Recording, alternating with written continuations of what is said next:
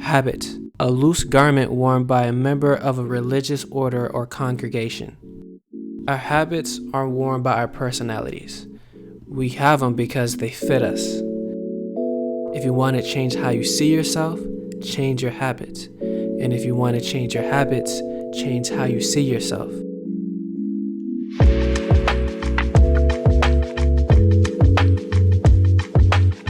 I know we've all been there, trying to form a better habit that we want to have, picking up something new, and then just a few days later, you have no motivation to even do it anymore. You're hesitant to do it. There's resistance to do it. You feel like you're stuck. You feel like you can't change who you are, that you're never going to actually get this habit down. But here's the thing, our habits and our self-image correlates with each other. They're tethered together. One of the best ways to change your self-image is to change your daily habits. So one of the best ways to change your habits is to change how you see yourself, your self-image. The reason why going to the gym is hard for people is because they see themselves as a person who isn't even welcomed in the gym. They just see themselves as just like maybe a scrawny, fat video game kid that just likes to, I don't know, play League all day or something. They see themselves as a gamer. Their habitat is a gaming chair rather than a weight bench. So even if they wanted to do it, it feels out of character to do it. Instead of trying to change what you do, change who you are. Make it clear of who you want to be. Like write it down or like stick it to a wall or something.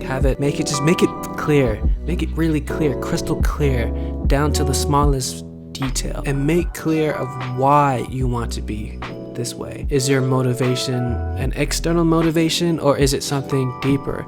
Is it internal? Like for example, people who are fat or just scrawny or just not fit at all, their motivation oftentimes is to get like a six-pack or to get skinny rather than just a regular musclehead, meathead who just enjoys working out. And the output of that is that he is fit. He is lean. Keep asking yourself why until you discover your deep-rooted reason why. That's past all the external benefits. And now once you know who you want to become, whether that's just being like a straight-A student or something like that, something that you're, just something, bro, just something, honestly. Assume that you are already that. Make it your identity as if it was beforehand, because what you're doing is that you're planting the seed. The seed has to be planted inside the soil before you can bear its fruits. The reason why you're such in a habit of doing anything is because you have already subconsciously identified as a person who does this, that, and the third. For example, go ask a person who goes to sleep at 9 p.m. They won't tell you that they try to go to sleep at 9 p.m. They'll tell you that they go to sleep at 9 p.m. There's a certain level of expectancy there, that they already know that they're going to sleep at 9. Notice how they remove the word try from that sentence, because they don't try to do something. They don't try to become. They just are. Don't try to become who you want to be. Expect yourself to be who you want to be. Know that you already are who you want to be. Discover how straight-A students think. Once you know how they think like them. It's your own identity. Your habits will naturally revolve around this identity. And just like any change, it's not instantaneous. This will take some time to get used to and become subconscious. Don't expect drastic results immediately, because you still have the urges to play video games and procrastinate.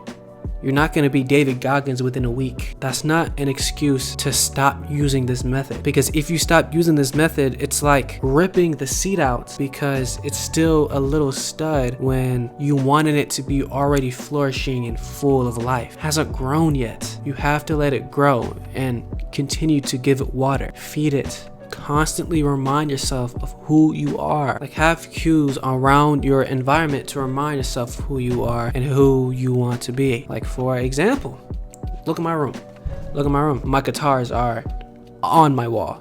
It's the first thing you see when you walk into my room. That way I'm constantly reminded that I play guitar and I like playing guitar.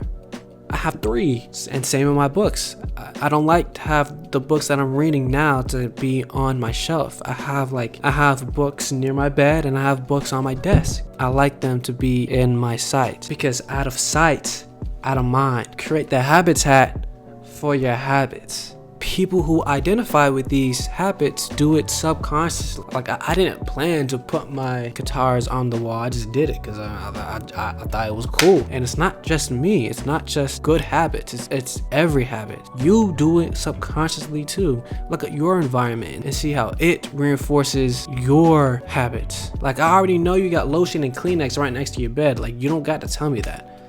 I know already. It's okay.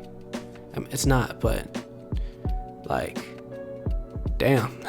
Believe that you already have the habit. Expect yourself to go through with the habit. Believe that you already are the type of person who consistently does these things that you want to do, and that it's normal for you. It's natural. Your habits have to be formed internally before it can be fulfilled externally.